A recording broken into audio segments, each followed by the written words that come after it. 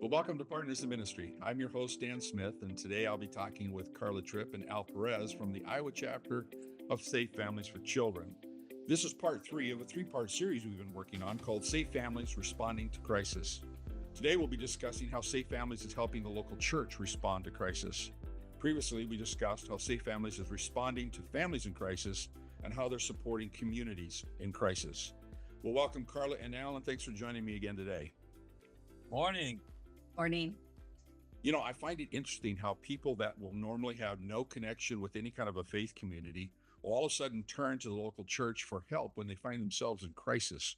What are some of the most common situations you've seen where people will turn to the local church for help? Yeah. So, Dan, historically, I think family took care of family. And not that that's still not a goal in most family dynamics. There's definitely been a shift in that. I think we think of the phrase, it takes a village, and where people automatically step in, help each other out, whether they're blood relatives or not. And so while that concept, I think, still exists in many communities and families today, it's sadly just not the norm. And so we see a variety of crises where people are seeking out the church. Typically, it's a financial crisis, which can be a cause or effect, I guess, um, of the crisis, which really includes the substance abuse, incarceration, food insecurities, homelessness, all sorts of different reasons that people are seeking out help. Um, because the family dynamic, as I mentioned, has shifted, it requires people to rely on outside sources and community programs just to get their basic needs met. Um, I think in those times, people do directly go to the church at times when they're not feeling that they're getting their needs met by program and other support services, perhaps because those support services are running dry at times, right? So then they do shift to the church through word of mouth. We hear that a lot where people say, they go to such and such church, they'll help with a gas card, or maybe they can help you. And in all reality, that's I think that's by design. We want people to somehow land in the church. And the church, I mean, by all thoughts, it's really a trusted venue by everybody. I think people feel safe there for the most part, and so they do go there and ask for help.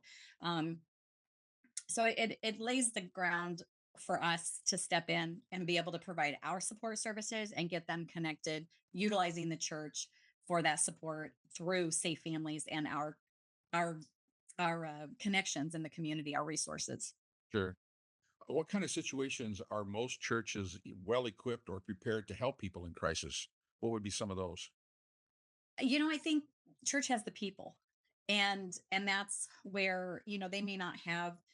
There are all sorts of different churches, whether they're big or small, or a certain ethnicity and what type of denomination, but they have the people, and that's where I think that's where what we need as an organization. Of course, we are always seeking doing fundraising and those sorts of things as well, but we can't do our job without the people and within the church. And I think that's what is needed the most, um, in terms of what the church can offer in partnership. Sure. Yeah.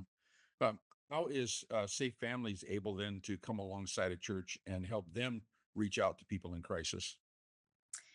So yeah, we definitely partner with churches and provide the trainings and the materials to become what we call a safe families church. So it's really kind of a church that's all in and dedicated and ready to dive and help deeper in the community using our support. So we kind of serve as a bridge in a way, I think, between church and community. So our organization, we can come in with the tools, uh, and be ready and prepared to gather the people and get the people that are interested in serving in this way, and then we can kind of point everybody in the right direction and get what's needed and get boots on the ground. Sure. Yeah. So in other words, um, it's not that you're training people to do the work of Safe Families. What you're doing is showing them how they can use the connections of Safe Families to partner with them to fill in the gaps, to meet people instead. Is that right? Yeah, that's a huge part of it for sure. Because we can't do our work alone, whether that's our training and vetting of a host family or the different volunteer opportunities that we have. But we also need them to be able to utilize the resources that are out in the community that we're also connected with, so that we can really circle that family with support and be a wraparound. Sure. Now, Al, I know your specialty with Safe Families is strategic strategies for relationships between churches and local communities and safe families. As you've been walking this path, what are some of the challenges or roadblocks that you've found that stand in the way of a local church reaching out to something like Safe Families or other community resources? Well, some of the biggest roadblocks is trying to do it on their own. Sometimes I think the strategies that some local churches do, and we've seen that change all the way across the board of outreach. And churches aren't doing as many quote outreaches as they used to. And some of them, when we think about outreach, it should have more than just the goal of giving something to a family in crisis. It has to go deeper than that. The mandate of the local church is also to preach the gospel, to provide those long term relationships that these families need. And Carla can tell you that's really what they need. The vast majority of their inner circle, families in crisis, are others like them, other family members. Maybe it's influences that, um, kind of led them into places of homelessness, drug addiction, prostitution, trafficking, etc. So a lot of the time, the church, um, with say families, is just really connecting the dots of what we do, because many of them don't have a direct connection into those families in crisis. They're certainly not coming to the local church in a lot of ways. They may come through your food pantry, but their problems are not being solved, like what Carla alluded to with Safe Families, because we're wanting to be able to help you to get out of that crisis. Yes, that's obviously having food to eat, but also about the job, breaking the cycle, having healthy relationships. It is a very much more well-rounded approach. And Safe Families has those contacts with law enforcement, with local government, with school officials. So HHS. So their direct pipeline to help that. But not only that, but to build the local assembly, right? That's part of what we do is like, hey, we want to add to your church as a safe families church. We want to bring these families there. We want to train you, we want to connect you, and we want to get those healthy relationships around those families. Sure. So, Al, what are some of the current initiatives or programs that you have in place now where Safe Families is trying to fill those gaps between the local church, Safe Families, and community resources? What kind of things are you doing to help that process? Well, first and foremost, you can't do anything unless you really know what the problem is. Carla and I have met with a lot of top leadership in the community, people at the gates, because that's what's really going on. For instance, Carla and I sit on the Polk County Decategorization Advisory Board. On that advisory board, it is everybody in our county that does anything significant to families. There are people representing the foster care system, mental health system, youth initiatives, juvenile justice initiatives, law enforcement, on and on. And so when we're sitting there and we're hearing the problems and we're seeing what they see, it gives us a bird's eye view. It gives state families a bird's eye view of what's going on in our county, connections there, building those relationships, and then also for us to understand the need. Because I think sometimes there's a perceived need from the very limited scope of the local church. And let's be honest, churches today are doing a lot. Their eyes can't be everywhere. And so the plus side to us being involved with the local church is like, hey, this is what Carla and I are hearing around foster care, around families in the system. We're also been meeting with the homeless liaisons. Um, for instance, in our own school district here in the largest school district in the state of Iowa, 31,000 students, we have been meeting with that liaison to discuss how we're going to help the most um, families in disparate need, and that's the homeless. And to that, there's nearly 700 that are in our school district that are in high crisis mode. And so we're helping to engage the local church in that, along with other entities to see this work. For instance, I'll use this as a quick solution. When law enforcement are the first responders, they're Mhm. the first people that show up to families in crisis. Am I correct? Whether Right. it's a shooting, a domestic violence, or something. When they understand that we are a part of the solution, they're like, wow, never heard of you. Well, how can we connect in? How can we send families your way? Or how can we connect when we're dealing with these families in crisis? Because they're first responders. So, first responders somewhere also have to be involved in this bigger overall strategy we have because they're good PR as well for those families to get the help. Sure. Yeah. Yeah. But it sounds like one of the advantages of having any kind of a relationship with, say, families in the community or in a local church is that you're really connected with the people that have something to do with children and families. So even though it may not be something you do yourself, you know who does, and you can help people get connected to that resource. Is that right? Mhm. Yeah. Yes. Yeah, that's awesome. Well, if I'm a leader or a member of a local faith community, what are some ways that I could explore the possibility of connecting with safe families to see if we might be able to partner in responding to people in crisis? What would that look like? Yeah, that's simple.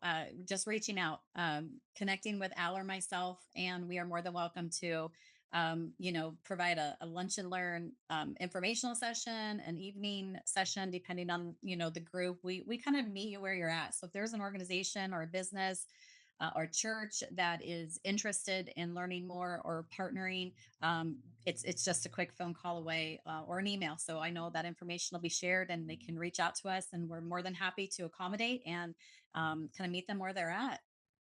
Great. That's awesome. Well, before we sign off, either of you have any kind of a closing comment you'd like to make? Um, yeah, I'll just put this together on the newest project that Carla and I are doing. And I love it because again, we're approaching this from the bird's eye or from the 30,000 foot view.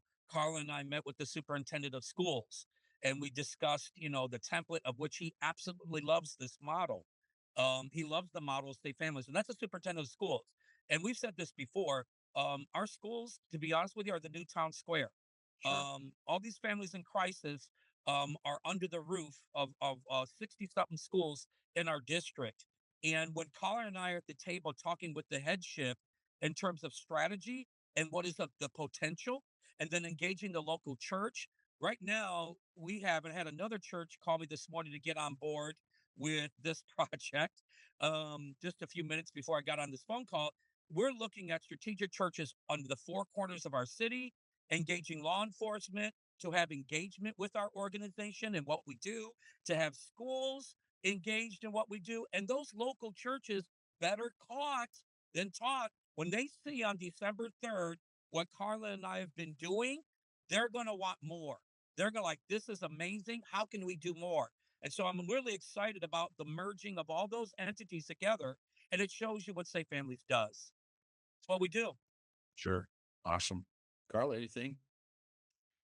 Well, no, I think Al just said it. He's talking about, we're really excited about this project we're working on here with the schools, and being able to step in and work collaboratively with some big providers in service and law enforcement, the school system themselves, and safe families and churches. A few select churches have gotten together, and so we're super excited. We're going to be basically providing a little Christmas to the homeless families in the community for the Des Moines through the Des Moines Public Schools. So it's being strategically planned and created, and it's a lot of effort and work, but it just shows that the collaborative efforts of organizations coming together can really do an amazing amount of good. One group can do a little bit, but together we can really move mountains, and that's our goal here at Safe Families. I definitely have to applaud you for picking up the torch for schools. My wife is a third grade classroom teacher, and I'll tell you right now that anywhere from 25% to a third of her class are students that are coming from a family that are currently in crisis. And Wow.